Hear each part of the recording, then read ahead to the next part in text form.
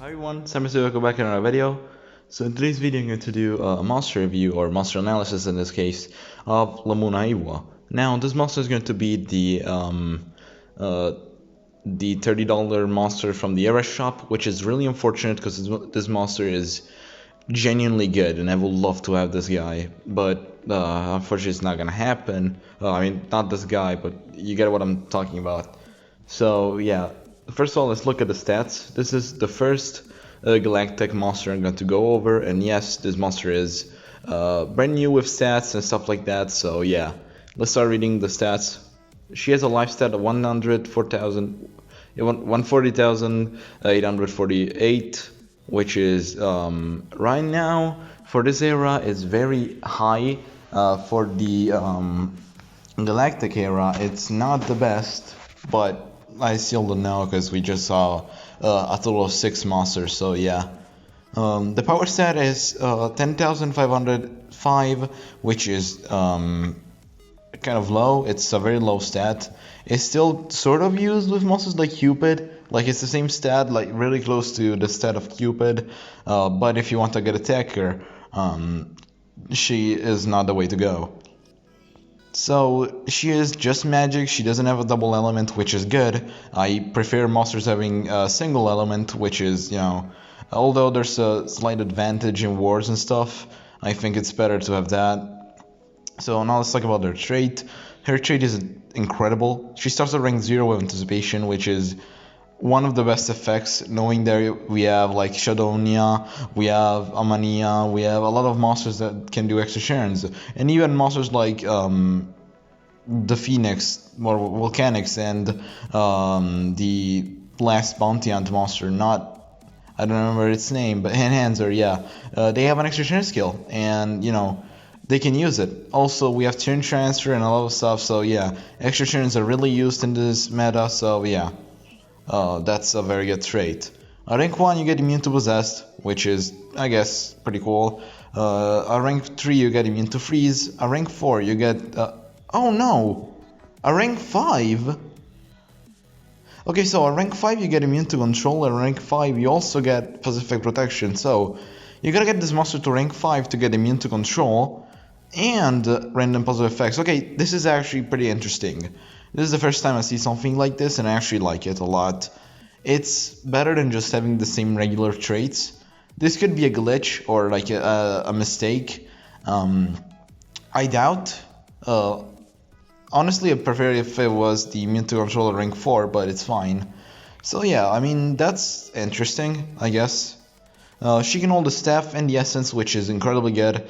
The staff is one of the best relics to recover stamina, and the essence is, you know, you can use your essence to come back to life with the Uriel essence, the Flamera essence, Shadonia's essence, you get a point. She is in the Star Sailors, Spirits, and Female book, which, you know, Star Sailors is new. Spirits you already have pretty good monsters, and female too, so I mean, she's not in any lacking book, honestly, but that's fine. And then through her basic attacks, we can start with the first skill, which is ICU, which deals 20 damage. It's a 0 cooldown skill, which costs 15 stamina. I mean, stamina costs, but deals a bit of damage and applies blind. So yeah, I mean, that's a decent skill, but nothing, like, not something you should use. Just a 0 cooldown is cool, but yeah. Voodoo Needle removes negative effects from itself, 0 cooldown, 0 damage, 0 cooldown, and 0 stamina, which is a really good skill. I mean, you can cleanse from yourself, knowing all the tortures that are used in this meta. This could be pretty useful, because, you know, you can cleanse whenever you want, although I'd rather cleanse your all allies, which, spoiler alert, she's going to be able to.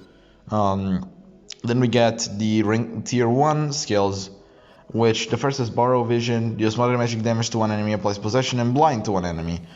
Okay, so it's 0 cooldown skill, which is very good. At 0 cooldown possession, which is both possession and blind, which costs 35 stamina, which is a bit high, but not like your other skills, which are really high stamina cost. But yeah, it's pretty cool, I have to say. and the fact that you can spam it will make this monster even better, knowing of a future mechanic we're gonna read in a second. So then we have Aris, I don't know how to read that. Removes negative effects from and applies random positive effects to an ally. So you can apply random positive effects as a one-turn cooldown at 36 stamina. Honestly, not worth it. And then we have the tier 2 skills. We're starting to see really good skills to this monster. So first of all, we have our Hearts Linked. Applies Cold Blood to itself. Cold Blood is an effect that allows you to ignore the effect of Taunt, Mega Taunt, and whatever. So every Taunt skill, both as a trait and as a status caster. So if the enemy has a Mega Taunt, you can bypass the Mega Taunt. If you have Taunted Dodge Area, you can still hit the Dodge Area monsters. So it's a really good mechanic. It's kind of like Pierce, but just with Mega Taunt. Consider that. So applies Cold Blood to itself, applies Possession to one enemy, and deals low magic damage to all enemies, applies Cold and removes Cold Blood from itself. Okay, I am confused. So you're applying Cold Blood, you're possessing one enemy, but you're dealing damage to all enemies. It's not so useful, the AoE damage, but the possession is very good. I really like the fact that you're piercing and applying possession, which is a pretty good denier route. Honestly, you can, even though this monster is a support, not a denier, you can still manage to deny the enemy in a certain way. So yeah, I really like that as a skill. Then we have Eyes of Loa. Also, coming back to our Hearts Linked, first of all, it has a 3-turn cooldown of 48 stamina cost. But even though it's a hefty cost, this monster can, if you have positive effect protection, this monster can keep the Cold Blood, so you can use it again with other skills, and it's really good. Then we have Eyes of Loa, which removes positive effects from an enemy, applies Blind, and random negative effects to all enemies. Honestly, this is pretty cool. You can cleanse, apply Blind, which is a really underrated effect. Reducing accuracy is very useful nowadays, and considering you're cleansing, so you can bypass evasion, you can bypass any taunt or mega taunt. I think this is a pretty cool skill, although yeah, it's vulnerable to taunt dodge area, but I mean it's fine, it doesn't really matter, because you're probably not gonna use that much, and it's a 3-turn cooldown and 45 standing cost, so again, very high cost for this. Then at tier 3 we have Undead Mojo, which deals moderate magic damage to one enemy, removes negative effects, and applies random positive effects to all allies. So here's your cleansing skill. You're dealing damage too, which is, I mean, why not, I guess? If you have a talent that can remove positive effects or deal damage or something, that could be useful. So yeah, that's kind of good. And yeah, you're also cleansing positive effects. Negative effects from real allies and applying a random positive, which could be evasion, could be dodge area, could be a lot of useful effects.